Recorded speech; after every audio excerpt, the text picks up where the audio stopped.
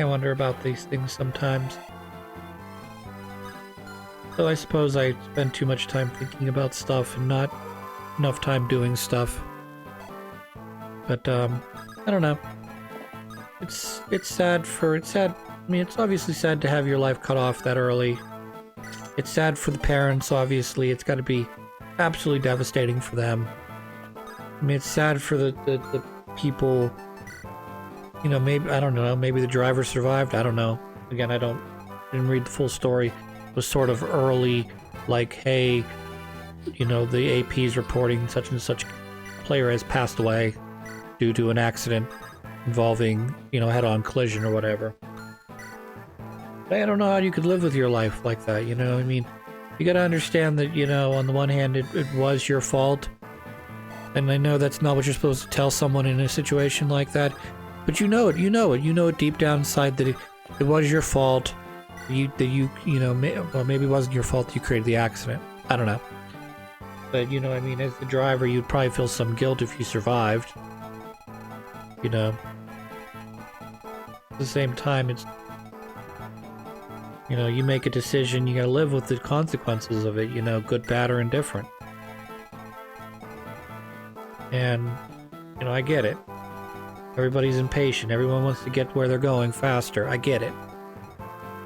But, I mean, slow down. In a lot of cases, slow down. And be aware that there are idiots out there on the road. I mean, I understand is me talking in hindsight going, oh, well, you shouldn't have been in that situation. Okay, yeah, I get that. That's stupid for me to say because obviously you can't know what's around the next corner. You have guys swerving in and out of lanes all over the place, and you don't see them till you're coming up over top of the hill, and you're like, oh my god, I don't want to die. But then, you know, you swerve out of the way and cause even more, you know, possible worse damage. Or maybe it wasn't nearly as bad for swerving out of the way. I don't know. Not there. I wasn't there. I can't. I'm not the coroner, and I'm sure there's going to be lots of like I'm doing right now, which is a lot of, well, what ifs? What if they'd done this? What if they'd done that? What if they'd started their trip 30 seconds later? Well, they don't encounter that guy on the road, maybe, or maybe they encounter him at a different point when it's more of a straightaway and it's easier to get off the road, or maybe any number of things. You hit a traffic light and completely miss the guy because instead of blowing through a green light, you're about to hit a yellow or red light. And so you're stopped, and that delays you from getting that point. But sometimes what's so terrifying about you know, chance, it's just you can do all the right things. You can be, you know, do all the perfect things, you know, be just live the absolute perfect life where everything goes. And I know this isn't how life works because inevitably you have to learn lessons, which requires hardship.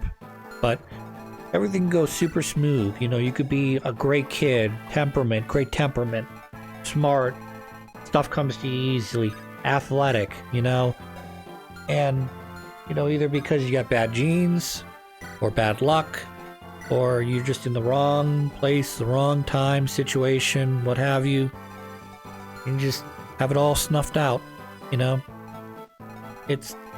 Like I said, it's sad. And I try not to think about these things too much because you can easily lock yourself down in fear and doubt. But, you know, in a lot of cases, like they say, you don't know how long you have here, you know. You could wake up, go to work tomorrow, you know, get in an accident and pass away like this guy did. Or, you know, maybe I'm not paying attention to my health signs. You know, my body's trying to tell me something. I'm not picking it up on it right now. Which I tend to be a bit of a hypochondriac, so I tend to be a little bit of the opposite, but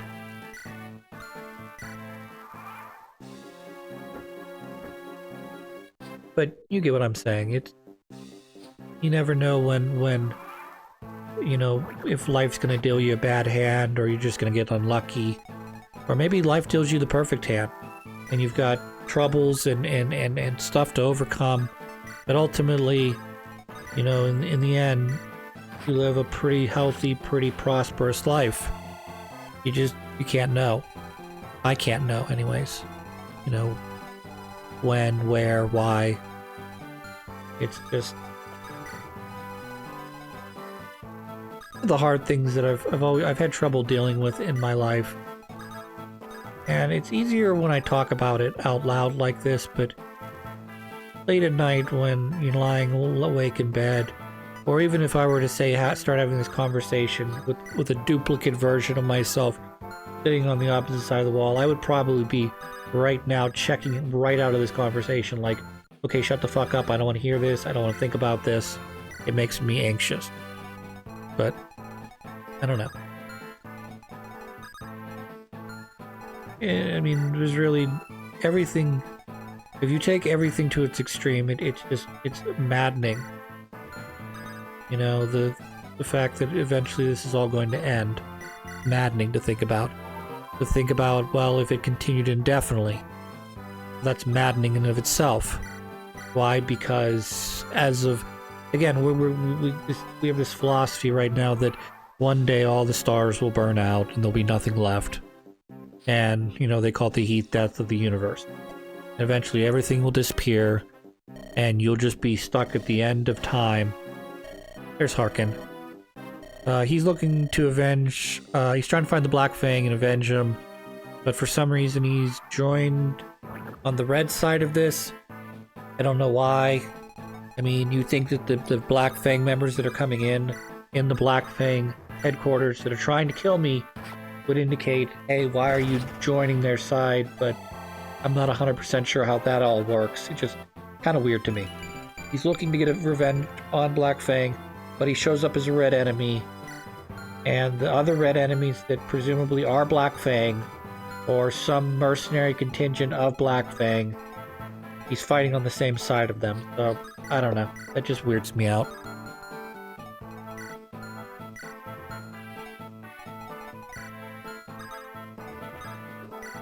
So here's a different subject to talk about. I may have mentioned this in a previous video, or maybe I haven't, because I watch some anime, usually on Netflix, and it ranges anywhere from your prototypical, what I'll call anime garbage, which is pretty much if it's too stupid, I won't watch it. If it's too like, you know, oh, it's another show about kids in high school and them going to the, you know, having the to the school festival and going to a couple sporting events, and here comes New Year's and winter break and all of the major highlights when kids typically have time to interact with each other, free time I mean, when they're not studying, or they're not preparing for university, or not preparing for, you know, what they're going to do after high school, which, again, is a huge part of those. It's always interesting to see how they mix and match those things. And people sort of come to the decisions of what motivates them and what they want to try to dedicate their lives to.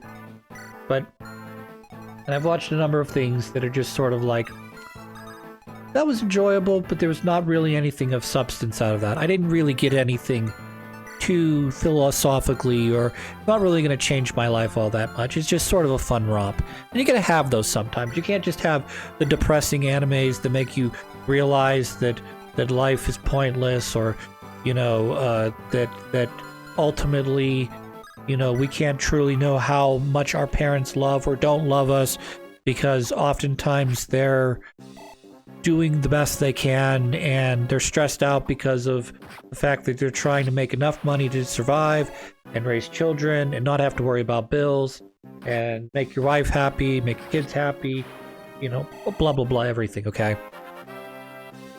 so I was watching the show. It was on Netflix. It was called Cells at Work. Okay, and I don't know if this was a spin-off, a continuation of a series that's been continuing forever, or what.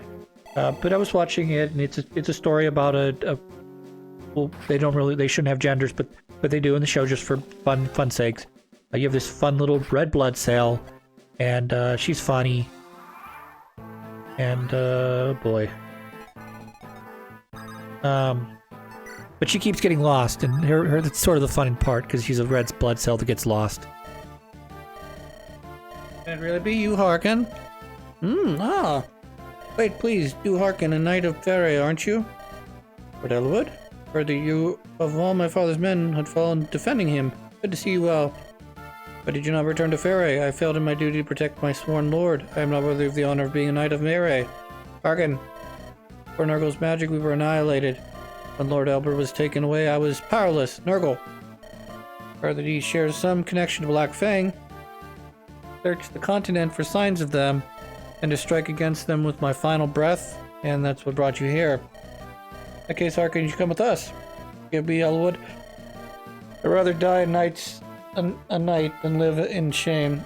I will trade my life for many of theirs. Hold, Harkin. Do you think my father would want that? Lord Elwood, please.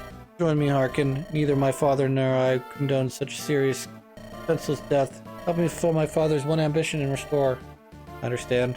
My life is yours. May it serve you better than it served your father. Okay. Well, what I was saying about Cells at Work. It's a funny romp. It's kind of I kind of want to do a video about it, just because of what I'm about to get to. But it's a fun romp, and you got these cute little kids that are all adorable, and they're like, oh, and they're little platelets. They're adorable, and you've got the white blood cell, which is he does what a white blood cell does, which is, you know, obviously kill germs, and the germs are kind of like your I don't know, like your Power Rangers-esque, you know, villain of the week sort of thing, where it's like, I'm a disgusting strep throat virus, and then ultimately they defeat it.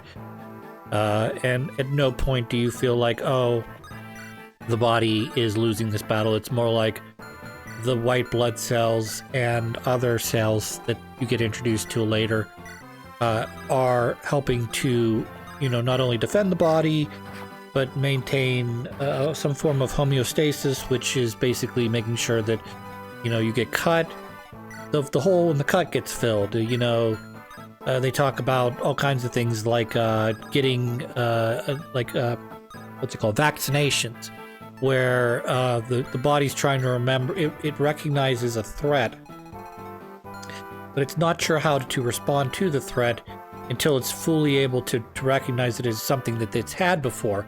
And in this case, the episode that I'm referring to, the body sort of, it's trying to remember, the body part that's trying to remember this sort is overreacting, because he keeps having premonitions that it's the end of the world, when in reality it's just, it was actually the mumps or measles, one or the other, invading. But because the character, the body, we'll say, we don't know if the body's male or female or whatever, but the body had seen a beat up, nearly dead version of this, which was the vaccine, which was a mostly dead virus or bacteria strain. The body at a young age was able to figure out what it was, beat it up very easily without getting too sick, and to create antibodies and a response system to take care of the mumps, so that if the measles or mumps were to come back as the full-fledged, you know, virus, the body would be more than ready to handle that infection. And instead of the body getting sick, it would fight off the virus before it would able to infect enough of the cells that it would cause an actual sickness.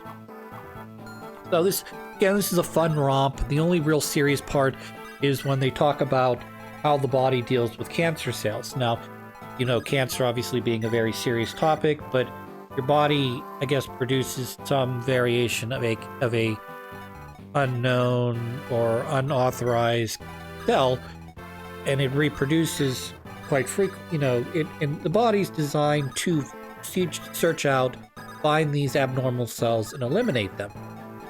And they play a little bit of drama in there in the first season and second season, where it's like, why do I have to die just because I'm different? You know, but again, you're talking about cancer, where cancer's only job is to, much like every other cell, to reproduce, you know, and just keep replicating itself. But it does it in such a rapid fashion that it ends up consuming too many of the nutrients that the body needs and ends up causing not a positive, but ultimately a negative effect on the body. All right, now to the point of the story that I've been long-winded about. A show came up on Netflix called Cells in Work, Code Black. And I could be wrong, but the current cells at work, they were dated in the last couple years, last 4 years or so, like 2020 through 2024-ish. And I think Code Black, if I'm not mistaken, from looking at the Netflix channel, seems like it came out in 2018. And Code Black is like the exact opposite. You start out watching this, and you're introduced to and they sort of do the gender swap thing, where instead of the red blood cells being female, they're all male now. Instead of the white blood cells being male, they're now all female. And they also have very nice big boobies. Which I'm not going to get into that subject today because I don't want to talk about the fact that every character in anime seems to have really humongous knockers. Like, ridiculously large. Like, not even within the realm of possibility that it would make sense. It's just like, oh, hey, you've got big knockers.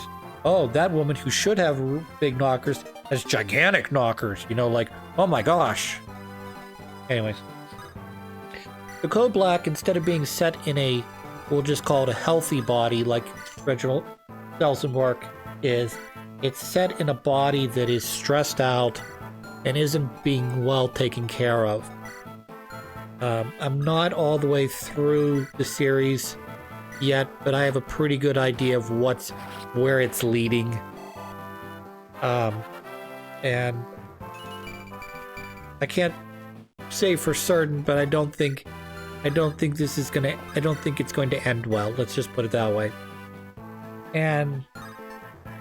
But I can see where this is leading. I can see what it's leading up to, and what medical problem they're ultimately going to cover. But there's just, body's not well taken care of. The cells are overworked.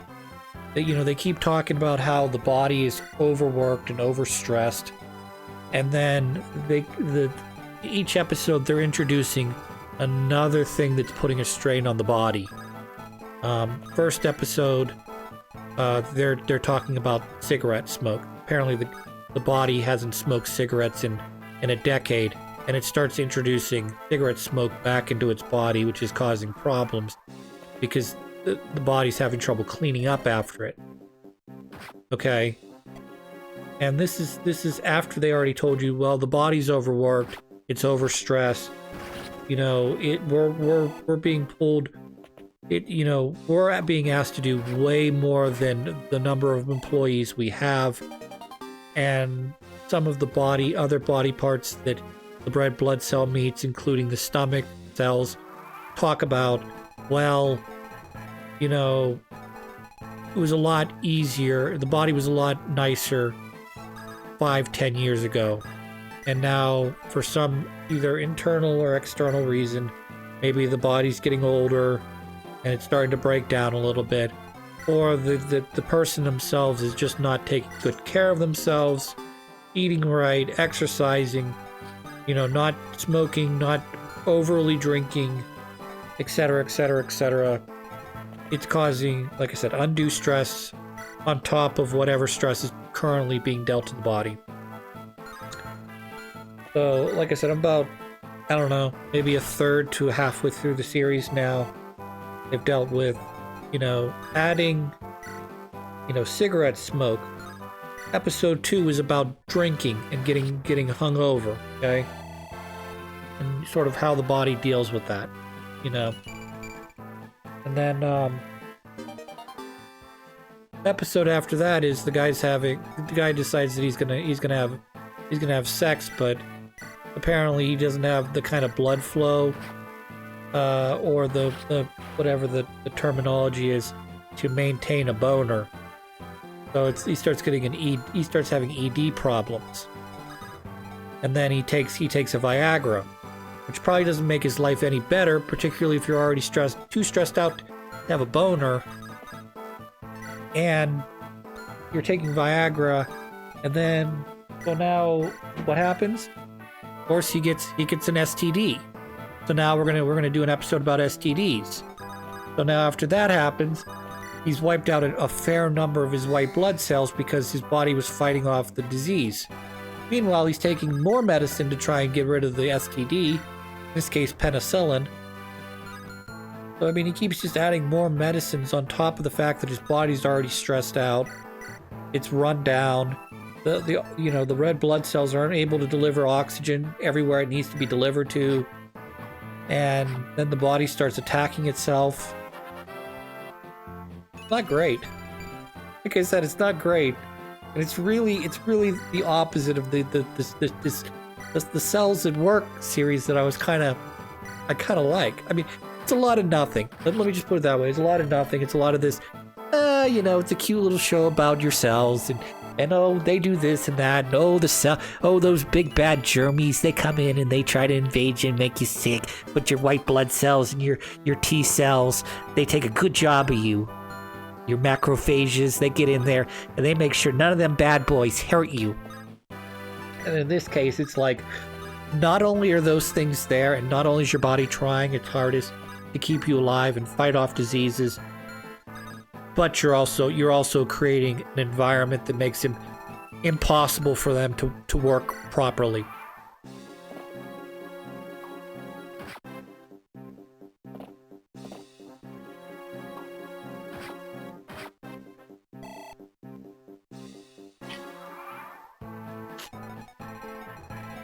Excuse me. We should be able to hopefully get down there. Problem is, I'm not sure if unlock works. That unlock magic wand I have only works on doors or not.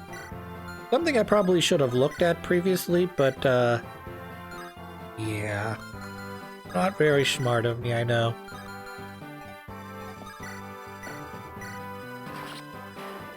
Also using Lance against Lance Reaver, not a smart idea.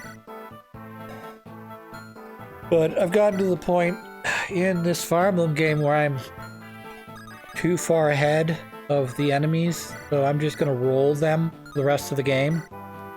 Which, this game, 7 actually does a better job of it than 6 does. Because 6 seems to think that your guys are constantly dying. So you, instead of the difficulty going up and up and up and up and up and up, sort of at a diagonal angle, it's sort of, in Fire Emblem 6, it sort of plateaus. I always found that kind of annoying. Why should the game shouldn't plateau, it should just keep getting more difficult, in my opinion. Now in 7 has imagine you're drawing an angle, okay? But if your angle is greater than the angle that they're making, i.e. you're staying ahead of them in levels, they'll never catch up to you. You'll just keep leveling up and leveling up and leveling up, and you'll always be 2, 3, 4, 5, 7 levels ahead of them. And as long as the experience points don't bring you back down to earth, which again, that'll start to happen as we get towards the end of the game, where I'm not making nearly the amount of experience I want to keep my guys heading to 20. It is what it is. I was not able to unlock the treasure chest there, so we're just gonna finish this level off and be done with it.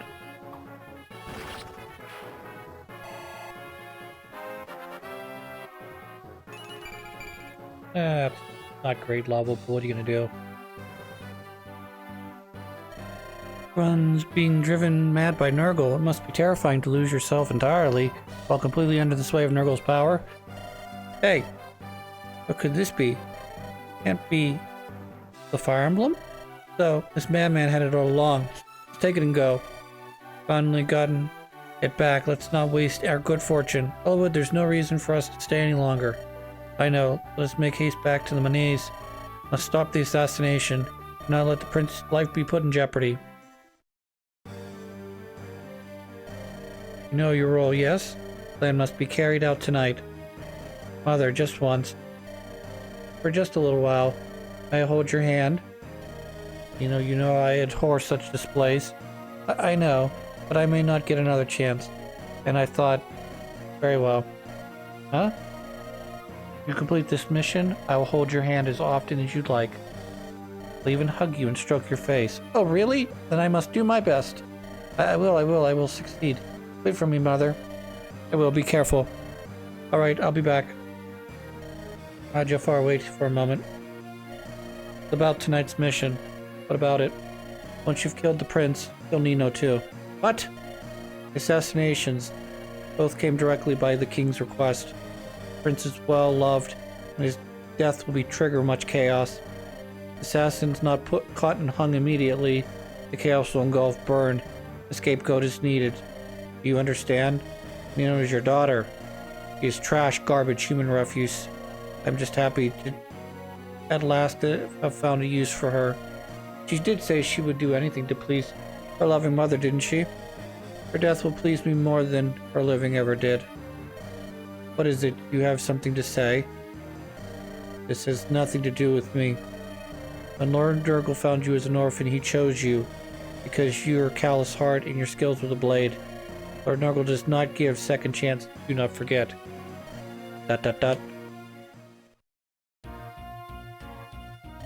Oswald, Lord Hector, have you heard anything from my brother? When you say anything, come, you know, about his condition. No, nothing new. I see, that's good. Why do you ask? No reason, really. I'm simply concerned for my brother. Earlier, when I saw him at Ostia, he did not look well. And my father took ill and died. I wonder if he looked at all like that. Forget it, I'm worrying about nothing. Something went wrong. I surely would have heard. Yes, indeed. Now that you mention it, I did forget something. Lord Uther sent word to you through messenger. But what did he have to say? Don't trouble Lord Elwood by being overly obstinate. Just like my brother, always the same thing. As many times have I told him to stop treating me like a child. Alright, we're going to save here, and then I'm going to get off. When we come back, we will be on the next mission. So until then, hope you guys all have a good one.